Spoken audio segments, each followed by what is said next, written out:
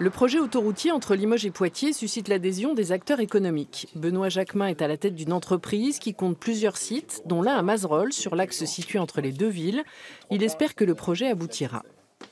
Mon entreprise, le siège est à Mazerolle, à côté de Luissac. On a un deuxième site à Neuville et aujourd'hui, j'ai quand même plus de 20 véhicules qui partent tous les matins, qui sont sur Poitiers et avec la route, effectivement. Avoir une route en sécurité, pour moi, c'est vraiment, c'est une obligation, quoi.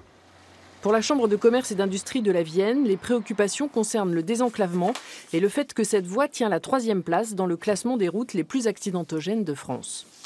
Nous désirons avoir une liaison 4 voies entre Poitiers et Limoges pour desservir des pays qui n'ont rien et qui ne demandent qu'à se développer. Parce que regardez la position de Poitiers entre le sud et le nord, ça se développe de partout. Et du côté est ou du côté ouest, il n'y a pas de développement économique. Pourquoi il n'y a pas de développement économique? C'est parce qu'il n'y a pas de liaison. Le MEDEF, lui, se dit favorable au projet qui pourra être mis en place le plus rapidement. Celui d'une autoroute concédée semble tenir la corde.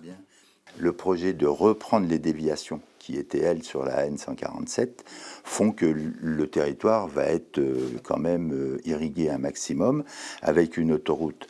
C'est-à-dire, moi, ce que j'ai compris, sans péage, sans barrière, sans clôture, une autoroute à 110 km/h, qui va quand même beaucoup plus s'ouvrir sur les territoires que si ça avait été une autoroute classique. Si le dossier est rapidement validé, l'autoroute pourrait être ouverte dans 10 ans.